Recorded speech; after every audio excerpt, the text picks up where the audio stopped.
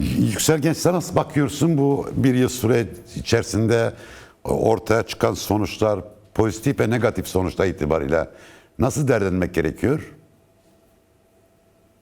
Haskar aslında çok güzel çerçeveledi. Ben biraz oradan da devam edeyim. Ee, Bir kere çok zor bir yıl geçti. Onun altını çizmek gerekiyor. Kolay geçmedi, çok zor geçti.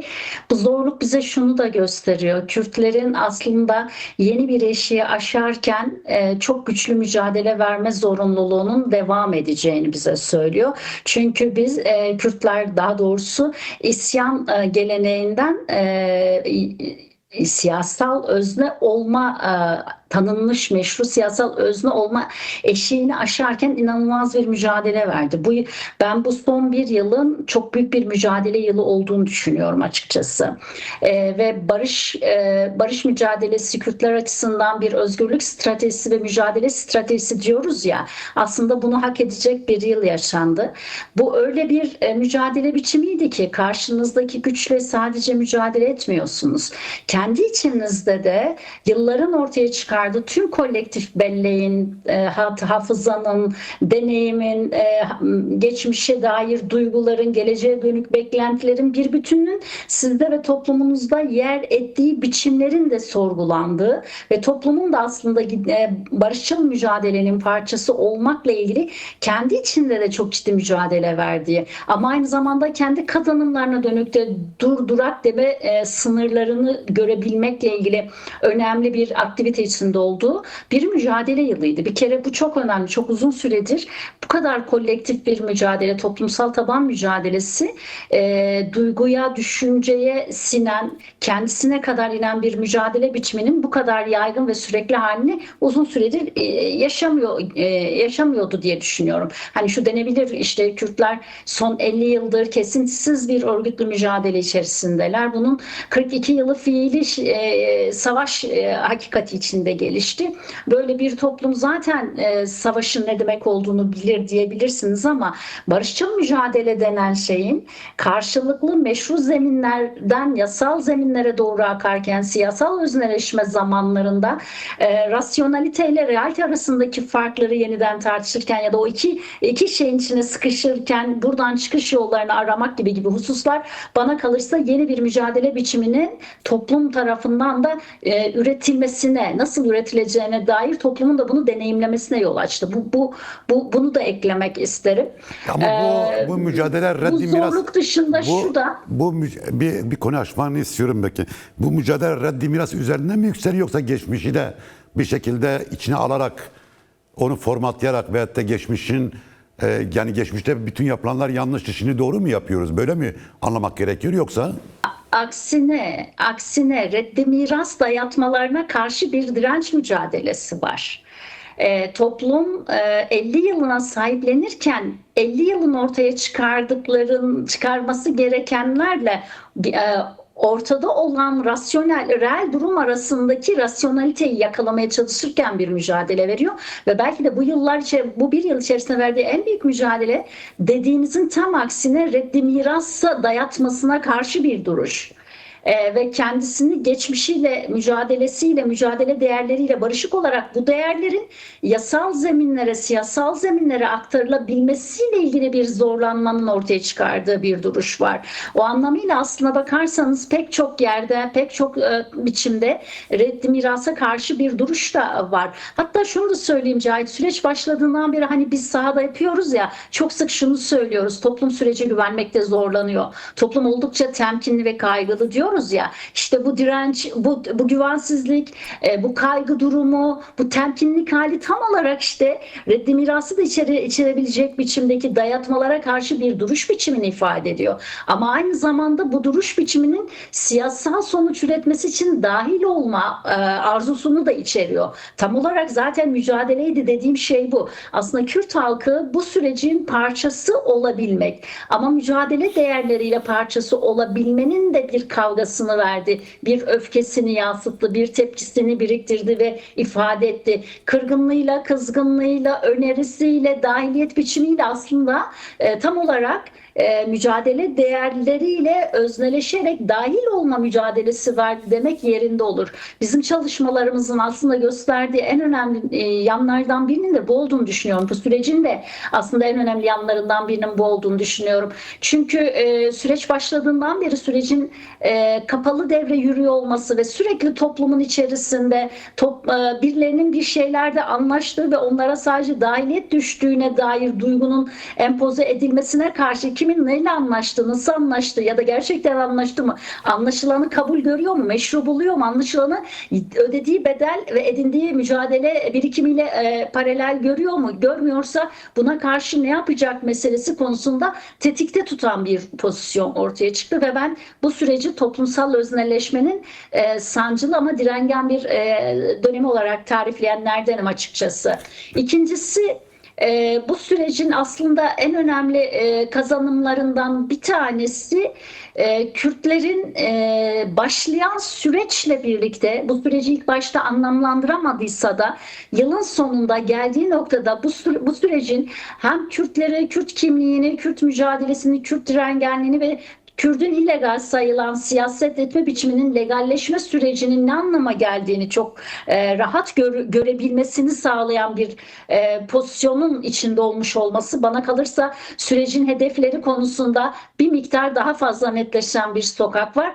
Ama her şeyden önemlisi bu sürecin kendisi çok ilginç ve çok önemli bir biçimde Kürtler arasında güçlü bir birlik duygusuna vesile oldu. Bunun süreçle bağı yok, saldırılarla bağı var diyenler yanılırlar tek başına. Aksine Kürtlerle ilgili süreçler değişik saldırılar ya da değişik politik karşı hamlelerle her zaman karşı karşıya olabilir ama Kürtlerin bu tip durumlarda ne yapacağı, nasıl yapacağı, nasıl bir tavır alacağı meselesinde demokratik ulus duruşu, demokratik ulus eylemliliğinin ne olduğu mesela somutlaşamıyordu. Ama Rojava ve sonrasındaki süreçte ortaya çıkan küresel birlik biçiminin ve uluslaşma biçiminin ortaya çıkardığı sonuç pek çok Kürt'ün aklında bana kalırsa demokratik ulus meselesinin aynı zamanda demokratik eylem meselesini nasıl da tetiklediğini ve toplumun bunu ortaya çıkaracak potansiyelin ne kadar da güçlü olduğunu yeniden hatırlattı.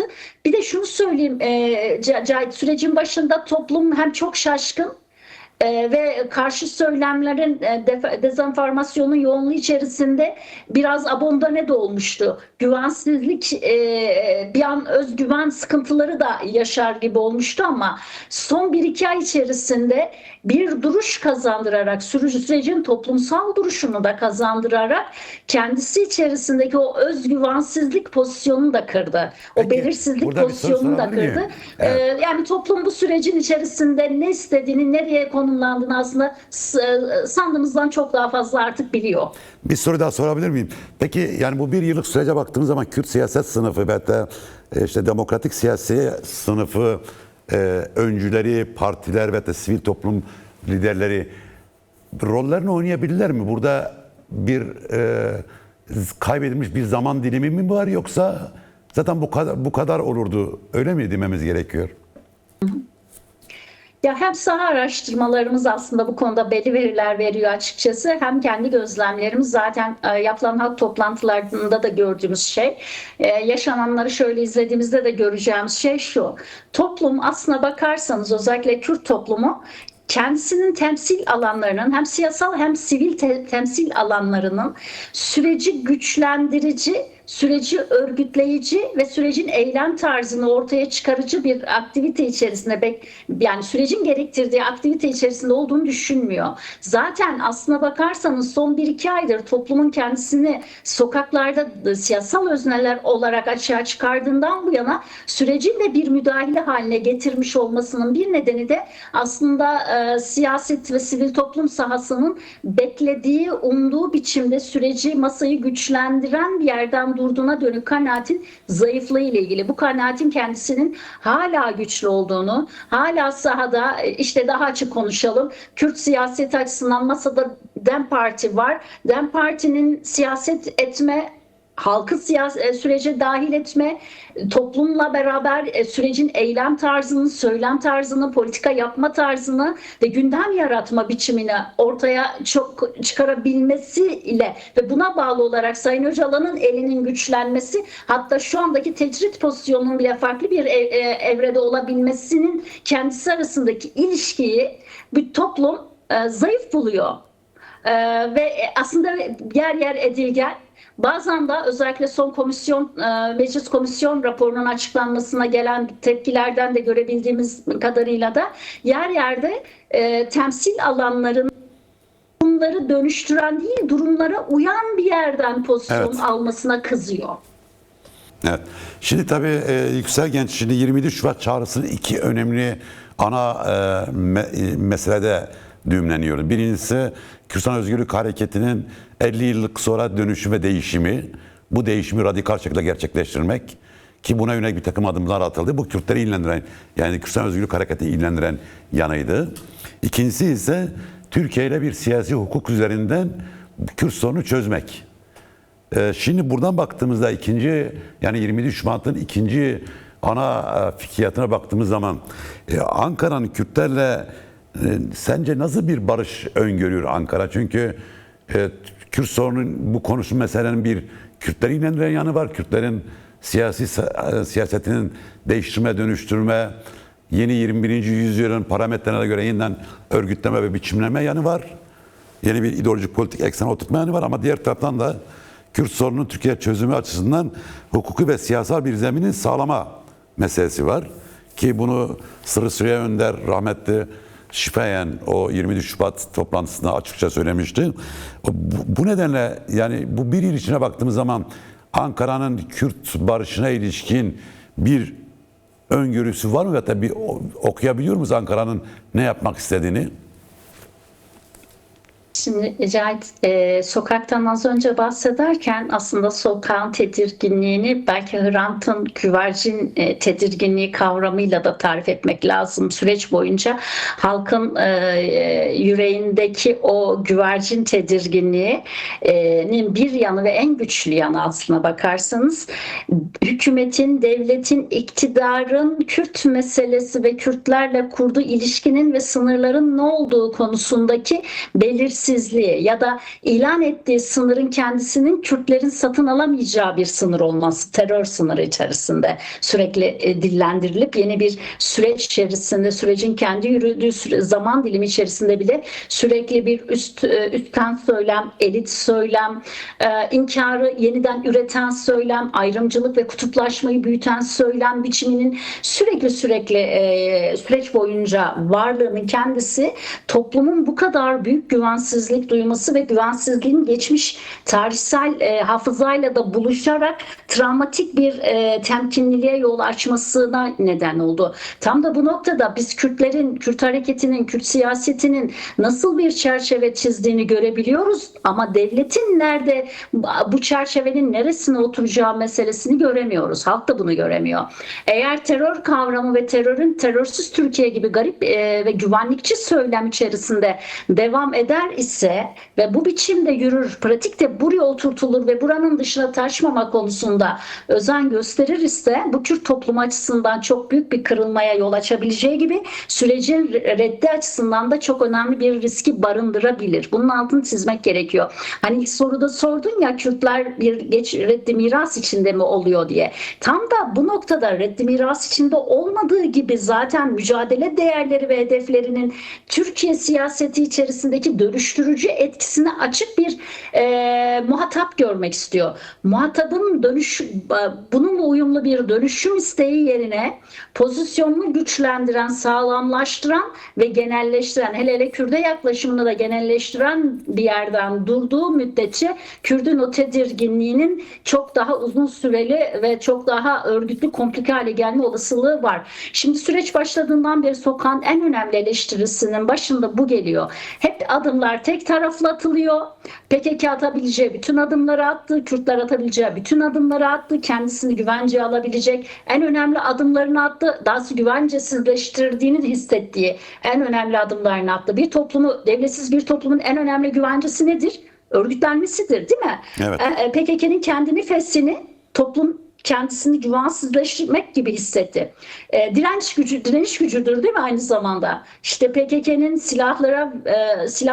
silahsız mücadele tezi sonrası ortaya çıkan uygulamalarının kendisini tedirginlikle izledi. Bunların yanlışlığı üzerinden değil, bunların yerine ikame olabilecek olanların yetersizliği ve karşıda bunlarla uyumlu adımların gelmiyor olması meselesi sokağa çok fazla yardı, travmatik hale getirdi. Şimdi tam olarak sokak, Meclis Komisyon raporuna da gösterilen tepkilerden biliyoruz ki sokak hala yani Kürtler hala kendilerinin varlıklarının, kimliklerinin nasıl bir güvenceyle yürüyebileceği, nasıl bir ilişki hattıyla Türkiye içerisinde entegre olabileceği konusunda henüz yeterince yol alabilmiş ve bunu karşı taraf açısından görebilmiş, karşı tarafın bu konudaki sınırlarını tam olarak görebilmiş değil. Sunulan sınır çok dar. Terör kavramı ve güvenlik kavramı ki bunu 100 yıldır deneyimliyor ve o sınırın, o daracık sınıra girmek istemiyor. Buranın nasıl aşılacağını görebileceği bir pratik hem söylem hem pratiğe de tanık olmuş değil. Bahçeli'nin ta süreç başından beri söylediği, Sayın Abdullah Öcalan'ın umut hakkının tanınması da dahil olmak üzere bu tip süreçlerin güven arttırıcı ya da yol temizliği anlamına gelebilecek hiçbir adımının atılmadığı bir yerde toplumun devletin bu meseleyle nasıl bir çözüm ilişkisi kuracağı konusundaki kaygıları diri. Bunun altını çizmek gerekiyor. Hala güvenlik dilinin aşılmamış olmasını önemsiyor ve bunu bir yere mimliyor. Duruşunun tedirginliğini ya da kendini farklı güvenceye alma fikir ve deneyimlerini düşünmesine yol açıyor bu.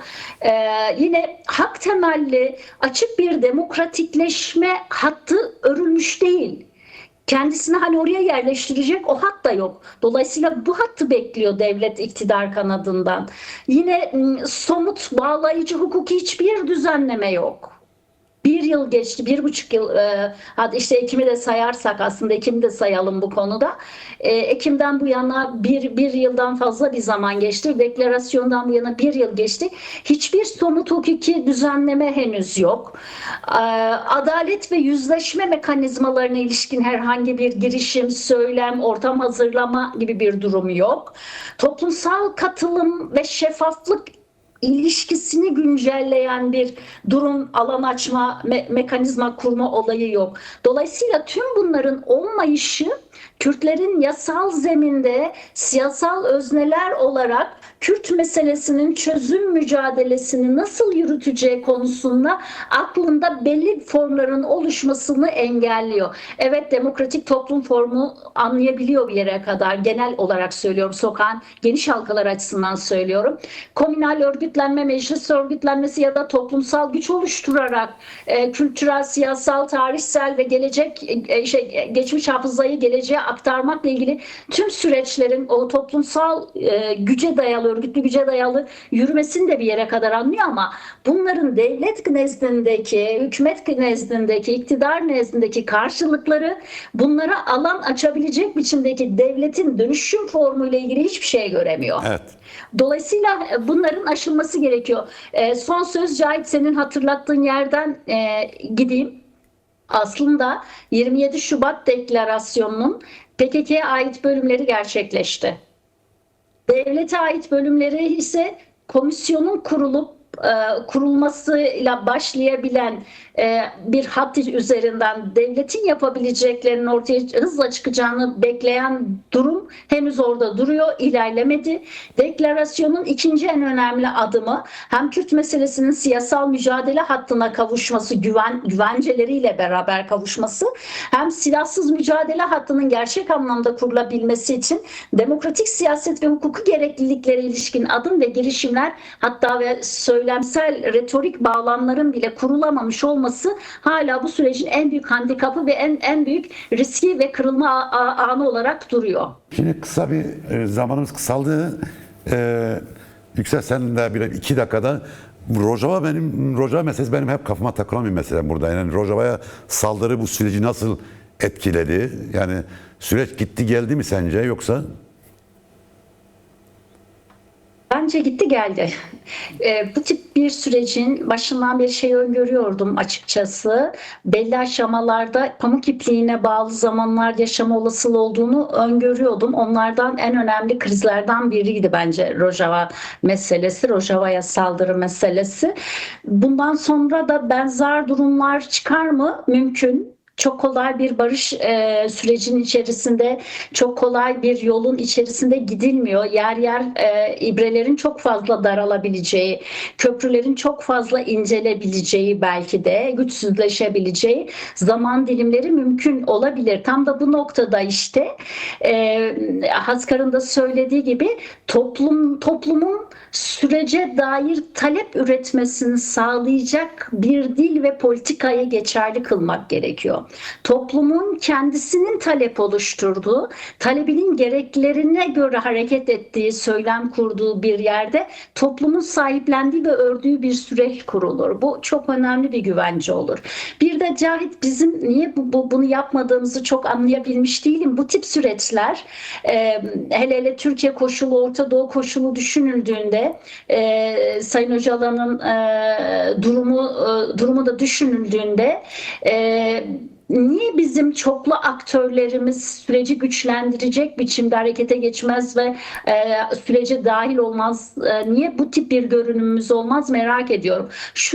Şunu örnekleyerek ne demek istediğimi söyleyeyim. Örneğin devlet ne kadar yekpare görünürse görünsün, devlet içerisinde siyaset yürütenler bazı şeyleri, bazı kavramları işte kamuoyuna mecburen böyle konuşuyoruz. İşte Zafer Partili taban için şöyle konuşuyoruz.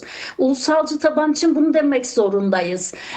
Ya da işte mütedeyinler için bu kavram üzerinden gitmek durumundayız vesaire vesaire. İçindeki çoklu siyasal yapı, sınıfsal doku, düşünce biçimlerini pazarlık unsuru ve sana karşı söyleminin en alta, en minimize edilmesinin gerekçesi haline getiriyor. Oysa Kürtlerin de benzer biçimde çoklu bir politik farklılıkları var ve bütün bu politik farklılıkların çoğulcu bir güç oluşturarak o masada aslında değişik tonajlarda Kürtlerin taleplerini de örgütleyen pozisyonları açığa çıkabilmeli. Bu masayı güçlendirir, zayıflatmaz bana kalırsa. Sayın Öcalan'ın elini güçlendirir, zayıflatmaz bana kalırsa. Bizim mesela belki de yeni süreçte kendi içerimizdeki çoklu seslerin süreci güçlendirecek biçimde hareket edebilmesini bir şekilde düşünmemiz gerekebilir diye düşünüyorum. Bu tip müzakere süreçlerinde bunun önemli olduğunu düşünüyorum. Bizim pozisyonumuzda hele önemli olduğunu düşünüyorum.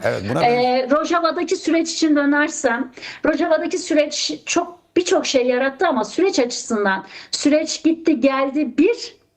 İki, sürecin gerçek bir sürece, halkın da kabullenebileceği, güven duyarak sahiplenebileceği bir sürece evrilebilmesiyle ilgili çok güçlü bir toplumsal çağrıya sahne oldu. Evet. Ortaya çıkan eylemlerin, sürece dönük beklentilerin, sürecin yürütülme biçimine dönük eleştirilerin, kızgınlıkların, öfkelerin bunlarla ilişkili olduğunu düşünüyorum. Tam olarak da bu sürecin sahici bir sürece dönebilmesiyle ilgili masanın sağlam biçimde ayaklarının yere basması ve tarafların daha adil bir koşulda yol alabilmesiyle ilgili olarak Rojava sürecinde gösterilmiş olan toplumsal cesaretin ve toplumsal sesleniş biçiminin kendisinin ve toplumsal özneleşme biçiminin kendisinin süreci de güçlendirecek biçimde sürece kanalize edilmesi gerektiğini düşünüyorum.